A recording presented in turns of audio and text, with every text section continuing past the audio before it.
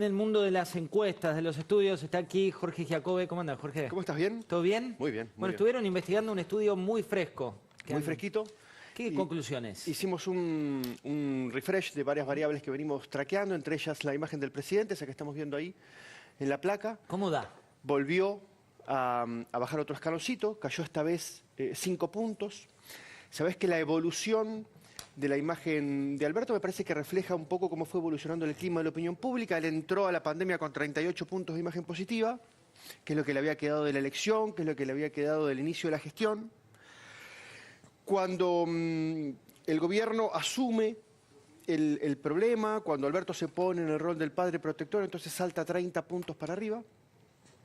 Yo te digo sinceramente, en 30 años de Giacobbe y Asociados habíamos visto un solo caso así en toda la historia. El Papa, que de Bergoglio, es decir, de ser nadie para la opinión pública, pasó a tener 88 puntos de imagen positiva y después enrolado en la grieta cayó 44, es decir, pueden ir para arriba y para abajo en un santiamén. ¿Qué atributos le encuentran para ese despegue, digamos? ¿Qué es lo que valora la gente hoy en ese despegue? Por más que ahora decís que cayó 5 puntos en el último dato. De 38 se fue a 68, sí. Y después cayó 8, después cayó 7 y ahora cayó 5, ahora está en 48. Es decir, él ya perdió 20 puntos de los 30 que había subido. ¿Por qué? Yo creo que hay principalmente dos cosas. Por un lado están los errores del gobierno, ¿ok? Que aceleran la caída, la complican, la ponen más áspera y se desencadenan a partir de la conferencia de Alberto donde se pelea con todos los empresarios. A eso le siguen los jubilados en los bancos, la foto con Moyano, los sobreprecios en las compras, bla, bla, bla, la discusión por la liberación de los presos. ¿Ok? Errores propios, te diría. Y después está, me parece, el clima de fastidio de cada individuo en su casa, digamos, que se siente agotado de estar encerrado y que empieza a tener un impacto económico muy grande. Es decir, a mi criterio, el desgaste de Alberto Fernández hubiera sucedido de la misma manera, aunque no hubiera habido errores. ¿Okay? Los errores, insisto, lo complican. Parte de la pandemia, decís. Claro, porque hacer una cuarentena, como la hicimos la primera etapa, es como hacer una dieta o como dejar de fumar. La primera semana es fácil, la segunda semana se complica un poquito. La cuarta semana vos te levantás a la noche y atracás la heladera, ¿me entendés? Sí. O te fumás un atado de cigarrillos sin sacarlos del celofán. Lo que sucede es que el yo, dentro de la estructura psíquica, ese yo que te permite una conducta muy férrea, tenés miedo y te guardás, en un momento se empieza a desgastar y se distiende. Complicado también por la idea de que el lobo finalmente no apareció, hasta ahora no apareció. El lobo, que es la muerte, tiene dos aristas en preguntas que ustedes hicieron. Por un lado, la parte de si la gente quiere seguir con la cuarentena, claro, como concepto, y por otro, la economía. ¿Qué pasa con la primera? Digamos, si vos le preguntás a la opinión pública hoy, anunciaron una extensión de esta cuarentena, ¿quieren seguir con la cuarentena? El 60% de la opinión pública prácticamente quiere seguir con la cuarentena. Ha ido bajando.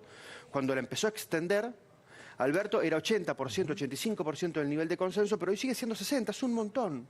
Es cierto que es un montón. 6 de cada 10 personas dicen, quiero seguir en cuarentena. Exactamente. Ahora, también la opinión pública da signos muy grandes de que no aguanta más el bolsillo y de que quiere que se flexibilice la cuarentena para que arranque la economía. Que eso lo ves en el otro slide, el de la contradicción entre esta intención sanitaria de mantenerme en cuarentena, pero por otro lado, si yo te pregunto cómo está tu situación económica, si soporta un mes más, ¿qué te dice? No soporta un mes más el 60% de la población.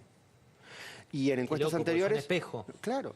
Y en encuestas anteriores hemos visto que el 80% de la población ya dice que su economía tiene algún nivel de impacto negativo. Entre 25%, 50%, 75% o 100% de impacto, pero algún nivel de impacto. Entonces, cuando los que nos bañamos todos los días y comemos todos los días, hablamos del día después, en términos abstractos, tenemos que entender que para el 60% de la gente el día después fue ayer. Sí. Muy bien. Entonces, hoy los argentinos no queremos morirnos de coronavirus, sino queremos morirnos de hambre.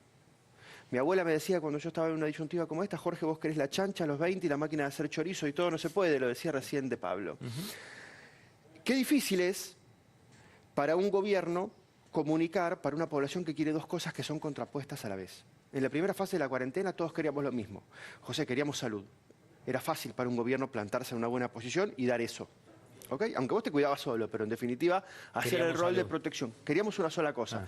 Hoy queremos dos cosas, que son contrapuestas, o son contrapuestas en una muy buena medida, y entonces el gobierno, haga lo que haga, arme la ecuación que arme, va a disconformar una parte de la opinión pública. Si hace salud y economía 50 y 50, una parte va a estar resentida, 60-40 también, 70-30 también, y así.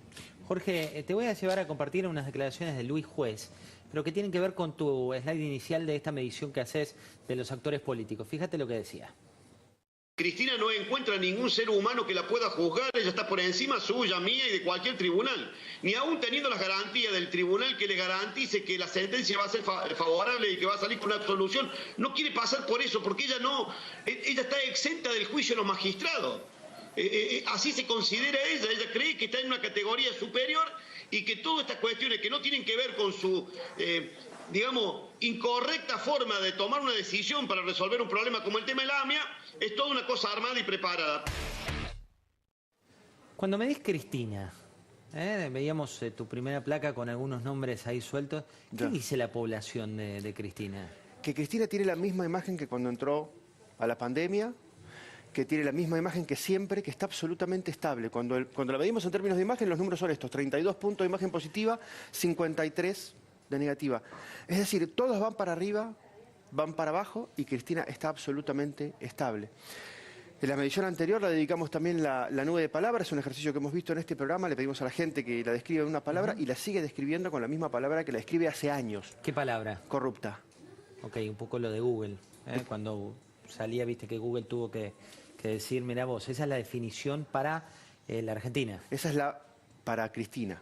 O sea, sobre Cristina de la opinión pública argentina. Exactamente. Sigue siendo la palabra más recurrente para retratarla, sigue siendo corrupta.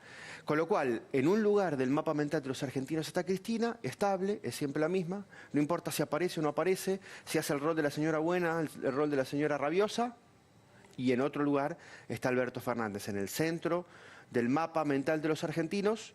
Cuando los argentinos necesitan una figura que los proteja, lo idealizamos, lo mandamos para arriba, crece 30 puntos y después, cuando se empieza a desgastar, se nos rompe el corazón porque finalmente Papá Noel nunca llega en la Argentina, se empieza a desgastar. Lo mismo que el Papa. Somos contradictorios al punto que decimos y cuestionamos los 30 decretos para esta gestión, los superpoderes del jefe de gabinete, pero cuando le preguntás a la opinión pública, ¿le darías más poder al presidente? ¿Le dirías al Congreso que le dé más poder? ¿Qué respondemos? 47% prácticamente dice que sí, que le daría, que votaría a favor de más poder para el presidente. Estamos mirando la realidad con miedo.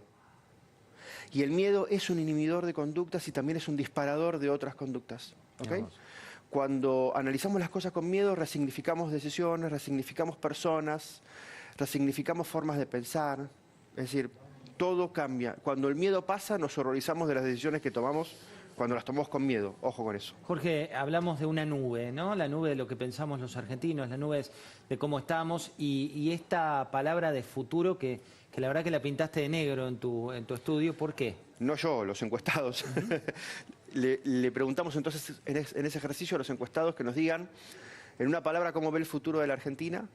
Y las palabras más recurrentes, que son las que tienen más tamaño en esa imagen, son durísimas: malísimo, incierto, complicado, negro, desastroso, y recién después, en un quinto o sexto lugar, esperanzador y bueno. Los argentinos sabemos que lo que viene es malo. José, después de la pandemia es como la inundación: cuando baja el agua, te queda el campo inundado, te queda la casa podrida, te queda la heladera quemada, vienen las víboras, vienen las arañas. Los argentinos empiezan a intuir que nos van a quedar 15% o 20% más de pobres y que el nivel de tensión social va a ser enorme, que Argentina no tiene proyecto a futuro y que además el mundo se apagó. La última, ¿quién es el mejor líder para la opinión pública de la oposición? Bueno, te diría que ahí hay una terna que está bastante pareja entre Vidal, Patricia Bullrich y Horacio Rodríguez Larreta, en 35, 38% de imagen positiva a todos. No es voto, es imagen positiva. Y me parece que los tres están cumpliendo roles diferentes. Es decir, Rodríguez Larreta está gestionando la Ciudad de Buenos Aires, que está muy bien vista por todo el país, como él lo está haciendo en la Ciudad de Buenos Aires respecto del coronavirus. Está favoreciendo esa foto de alianza contra el virus con Alberto y con Kicillof. Está a cargo de un ejecutivo. Es decir, se va a comer también los cachetazos cuando venga la crisis. Patricia Bullrich está en el lugar de la única de ese espacio que le traza una línea que ocupa el espacio de marcarle la cancha al kirchnerismo. Es también la ministra que con más valoración terminó la gestión de Macri, es lo más valorado de toda la era Macri. Y Vidal, que estaba en estado de sujeto tácito como Macri, que el albertismo la trajo a la cancha, en lo que a mí me parece ser un error, digamos, ¿no? Jorge, un placer, y gracias por haber venido. Información muy buena, la de Jorge Giacobbe. De nuevo, un gusto tenerte aquí. Gracias. Y vamos a hablar con nuestros periodistas, el equipo que es de los mejores informados, y vos lo sabés porque lo ves